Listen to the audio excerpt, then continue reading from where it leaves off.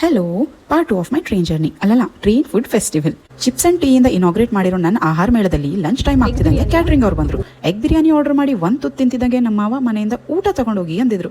ಅವ್ರ ಮಾತು ಕೇಳಬೇಕಿತ್ತು ಅನ್ನಿಸ್ತು. ಇಟ್ಸ್ ಓಕೆ, ಫುಡ್ ಎಕ್ಸ್ಪ್ಲೋರ್ ಮಾಡೋರಿಗೆ ಇದೆಲ್ಲ ಕಾಮನ್ ಅಲ್ವಾ. ಬ್ರೆಡ್ ಆಮ್ಲೆಟ್ ಹೆಸರಿಗೆ ತಕ್ಕಂತ ಇತ್ತು, ಬ್ರೆಡ್ ಮತ್ತೆ ಆಮ್ಲೆಟ್ ಅಷ್ಟೇ. ಕ್ಲೈಮೇಟ್ ಮಳೆ ಬಿಸಿಲು ಅಂತ ಆಟ ಆಡ್ತಿದ್ರೆ ಕ್ರೇವಿಂಗ್ಸ್ ಆಗದೆ ಇನ್ನೇನಾಗುತ್ತೆ. ನನ್ನ ಹಸ್ಬೆಂಡ್ ಕ್ಯಾಟ್ರಿಂಗ್ ಫುಡ್ಗಿಂತ ಲೋಕಲ್ ಸ್ನಾಕ್ಸ್ ಟ್ರೈ ಮಾಡಬೇಕು ಅಂತ ವಡ ಎಲ್ಲ ತಗೊಂಡ್ಬಂದ್ರು. ವಡ ತಿಂದಾದ್ಮೇಲೆ ಟೀ ಇಲ್ಲದೆ ಇದ್ರಾಗುತ್ತಾ. ನನ್ನ ಪ್ರಕಾರ ಡೇ ಜರ್ನಿಲಿ ಫುಡ್ ಅವಾಯ್ಡ್ ಮಾಡೋದು ಅಷ್ಟು ಈಸಿ ಅಲ್ಲ. ಹೊಟ್ಟೆ ತುಂಬಿದ ಮೇಲೆ ಒಂದು ಸಣ್ಣ ನಿದ್ದೆ, ಎಚ್ಚರ ಆಗ್ತಿದ್ದಂಗೆ ಇಫ್ ಇನ್ ಕೇಸ್ ಅಂತ ತಗೊಂಡ್ಬಂದಿದ್ವಲ್ಲ ಹೈಡ್ ಅಂಡ್ ಸೀಕು, ಅದು ಇಣಕಿ ನೋಡ್ತಾ ಇತ್ತು. ಆ್ಯಂಡ್ ಒಂದು ಗೊತ್ತಾಯಿತು, ಹಾಟ್ ವಾಟರ್ ಮಾತ್ರ ಇಲ್ಲಿ ಫ್ರೆಶ್ ಆಗಿ ಸಿಗುತ್ತೆ. ಟೀ ಕಾಫಿ ಸೂಪ್ ನೀವೇನು ಸೆಲೆಕ್ಟ್ ಮಾಡ್ತೀರೋ ಅದನ್ನು ಹಾಟ್ ವಾಟರ್ಗೆ ಹಾಕಿ ಕೊಡ್ತಾರೆ. ಎಷ್ಟು ಇನ್ಸ್ಟೆಂಟ್ ಅಲ್ವಾ. ನೆಕ್ಸ್ಟ್ ಸ್ಟಾಪ್ ತಲಶೇರಿ ಅಂತ ಬಂತು. ಈ ಪ್ಲೇಸ್ ಬಿರಿಯಾನಿಗೆ ತುಂಬ ಫೇಮಸ್.